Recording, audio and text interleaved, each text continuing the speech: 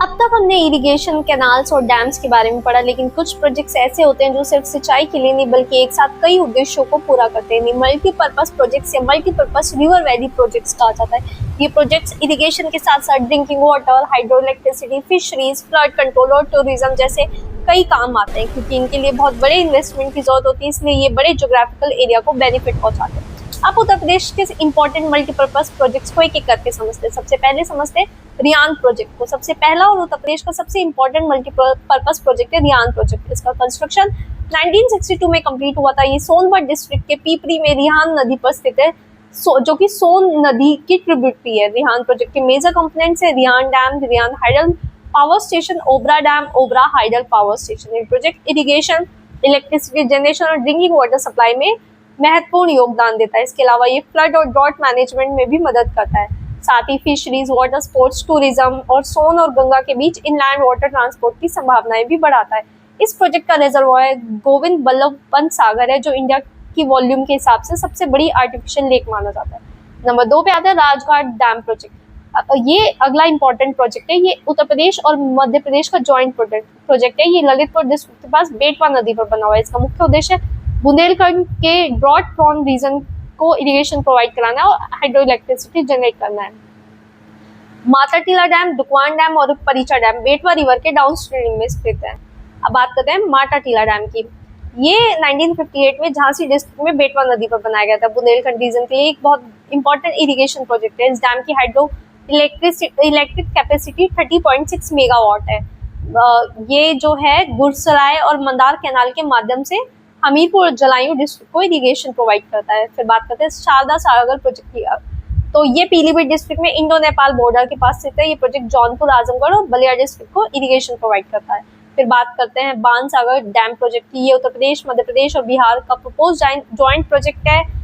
ये 2018 में national project से डिक्लेयर किया गया था। इस प्रोजेक्ट का उद्देश्य इरिगेशन और हाइडल पावर जनरेशन है। इसके अंतर्गत मिर्जापुर और प्रयागराज के लगभग 1.5 लाख हेक्टेयर एरिया को इरिगेशन मिलेगी। इस प्रोजेक्ट के तहत इन कैनाल वर्क्स का भी प्रपोजल दिया गया था। बाणसागर फीडर कैनाल, आदवा मेजा लिंक कैनाल, मेजा जिरगो लिंक कैनाल, जिरगो हुसैपुर लिंक कैनाल, बेलन कैनाल। अब बात करते हैं अर्जुन डैम की। ये महोबा डिस्ट्रिक्ट के चरखरी में स्थित है।